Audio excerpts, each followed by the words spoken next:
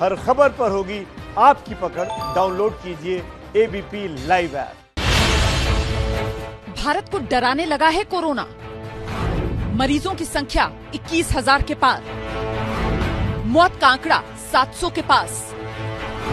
Lockdown 2 के बाद भी देश के ऐसे हालात।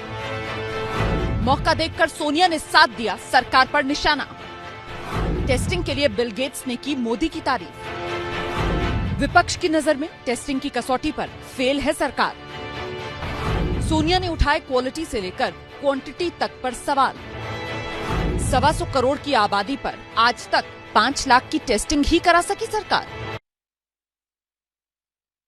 वायरस के खिलाफ देश लड़ाई लड़ रहा है। लॉकडाउन का 1 महीना हो गया है। सरकार ने कहा है कि दुनिया से बेहतर है भारत की स्थिति। टेस्टिंग के हथियार से हमने कोरोना को बढ़ने से रोका। लेकिन देखिए, देश में विपक्ष सवाल उठा रहा है। सोनिया गांधी ने आवाज उठाई, कह रही है कि 3 मई के बाद की परिस्थितियों को संभालने से लेकर अभी जिस तरीके से सरकार हालात संभाल रही है, कोई योजना सरकार के पास नजर आती नहीं। अच्छा, पहले राहुल गांधी और अब सोनिया गांधी ने भी कम टेस्टिंग को लेकर सवाल उठाए हैं। मुझे लगता है इसी पर हमें चर्चा करनी चाहिए। खास मेहमान इस समय हमारे साथ मौजूद हैं। हमारे साथ डॉक्टर धीरज कौल मौजूद हैं। साथ ही हमारे साथ डॉक्टर सोनिया लाल, मैनेजिंग डायरेक्टर हैं मेट्रो ग्रुप ऑफ हॉस्पिटल्स की, वो जुड़ रही हैं आज की इस चर्चा में। और doctor Romel Tikku, associate director internal medicine Max Health Care से हमारे साथ जुड़ रहे हैं। बहुत बहुत स्वागत आप सभी का। मुझे लगता है पहले डॉक्टर धीरज कौल का रुख कर लेते हैं। डॉक्टर धीरज कौल, 23 मार्च भारत में 14,950 टेस्ट, 22 अप्रैल तक 5 लाख से ज्यादा टेस्ट, 33% का इजाफा टेस्टिंग में 30 दिन में। एक आंकड़ा ये, और दूसरा आंकड़ा ये कि भारत में 10 लाख की आबादी पर 363 टेस्ट। क्या ये सही है? नमस्कार, thank you for getting me back on the show. So जैसे कि मैं पहले भी बोलता रहा हूं कि इंडिया के पास एक एडवांटेज है फॉर स्टेज 2, और स्टेज 2 को कर्टेल करने के लिए यू हैव टू पिक ऐसे पॉकेट्स जहां पे डेंसिटी ज्यादा है, स्प्रेड हो रहा है, और उसके बाद सर्वेलेंस टेस्टिंग एज एन आपको कॉन्टैक्ट ट्रेस करके उस इंसान जो एक्सपोजर में आया है उसको ट्रैक करके उसके कॉन्टैक्ट्स को टेस्ट करके, और जो फर्दर कॉन्टैक्ट्स हैं तो काफी मैन पावर लगती है, काफी टेस्टिंग लगती है। तो मेरे हिसाब से तो जो जिस स्थिति पे इंडिया चल रहा है अच्छी है, लेकिन इसको बहुत तेजी से और बढ़ाने की जरूरत है ताकि स्टेज 3 में आप ना पहुंचे। जैसे कि अमेरिका में आज की डेट में हमारे पास तकरीबन 47,974 डेथ्स हो चुकी हैं, और 8,55,000 हमारे पॉजिटिव पेशेंट्स हैं, और हमने 44,82,000 टेस्ट किए हैं। हमारे पास रिसोर्सेज ज्यादा हैं, ठीक है, लेकिन हमने मास स्केल पे प्रोडक्शन ऑफ टेस्ट को बहुत तेजी से रैंप किया है। ठीक है सर, और ठीक इस है। वजह से मैं डॉक्टर टिक्कू के पास चलती हूँ जल्दी से। डॉक्टर टिक्कू के पास मैं चलती हूँ जल्दी से। डॉक्टर टिक्कू, अभी हमने सुना जो प्रेस कॉन्फ्रेंस हुई उसमें वो कहा गया, हम समझ रहे हैं कि काफी नहीं है नंबर्स, हम समझ रहे हैं कि टेस्टिंग हमको बढ़ानी होगी, लेकिन अभी एक बात जो यहाँ पर डॉक्टर कौल ने कही कि अगर स्टेज 3 में जाने से बचना है तो फिर टेस्टिंग टेस्टिंग टेस्टिंग, इसके सिवा क्या और कोई विकल्प नहीं है? भारत को क्या अपनी रणनीति में ये जो बदलाव है वो और तेजी से करना होगा, टेस्टिंग और तेजी से बढ़ानी होगी क्या डॉक्टर टिक्कू, या नहीं सही है रफ्तार, ठीक चल रहा है सब? रफ्तार सही है पर बढ़ानी पड़ेगी आगे। पर देखिए, अभी तक जितने टेस्ट हुए हैं वो काफी हैं।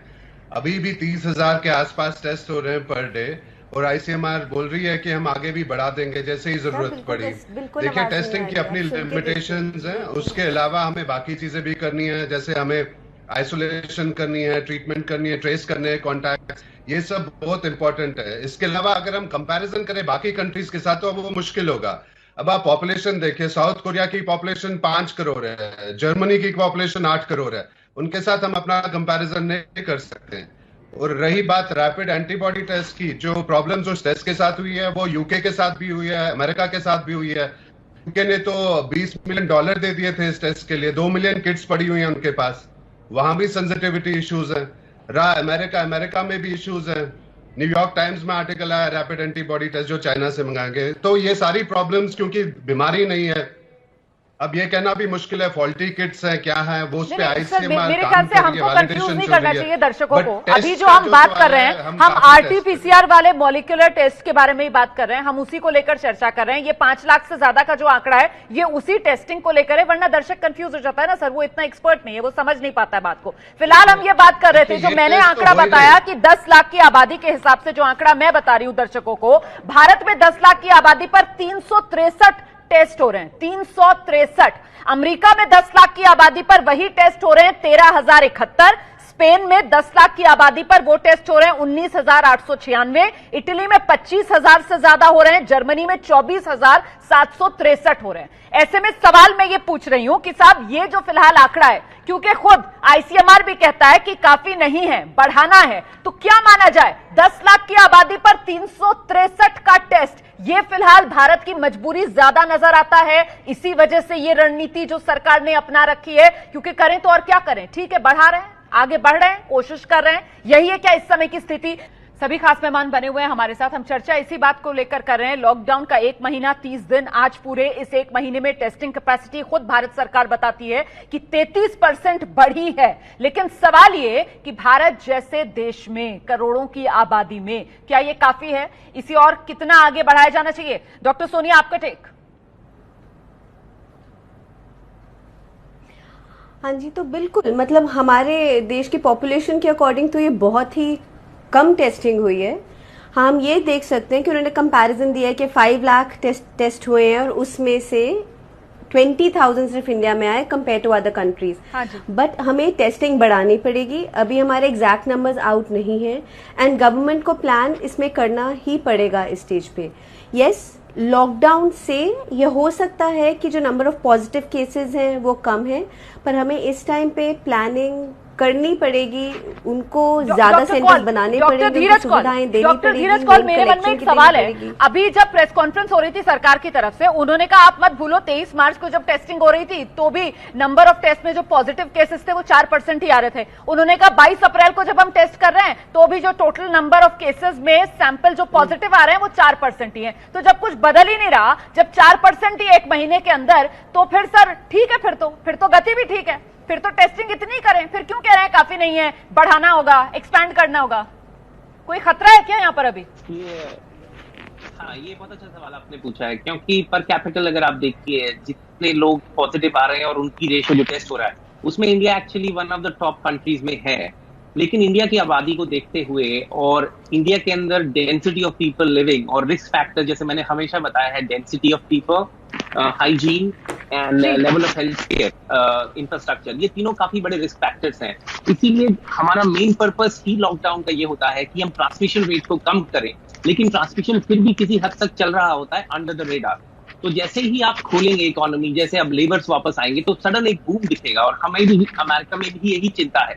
इसीलिए मैसिव टेस्टिंग, लोकलाइज करके उसको तेजी से बढ़ाना तरीका है, क्योंकि अगर कोई हथियार है, अगर कोई वेपन है कोरोना की महामारी से बचने का, तो शायद वो सिर्फ एक है और वो है टेस्ट। WHO पहले ही कह चुका है कोरोना को मात देने के लिए टेस्ट जरूरी है। बहुत बहुत धन्यवाद सभी स्पेशलिस्ट का हमारे साथ बने रहने के लिए। देखिए, आज चर्चा संविधान की शपथ में हम इस बात को लेकर कर रहे थे कि कम टेस्टिंग जो भारत में हो रही है वो मजबूरी है या फिर वो सरकार की नीति है। इसी मुद्दे पर आज जब देश का हेल्थ बुलेटिन सामने आया तो उसमें साफ किया गया कि साहब टेस्टिंग काफी नहीं है, ये बात खुद सरकार की तरफ से मानी गई, लेकिन इसे बढ़ाना है अभी, और ये बात सरकार ने मानी।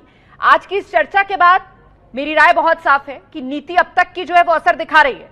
टेस्टिंग और सुविधाएं बढ़ने से कोरोना की रोकथाम होगी।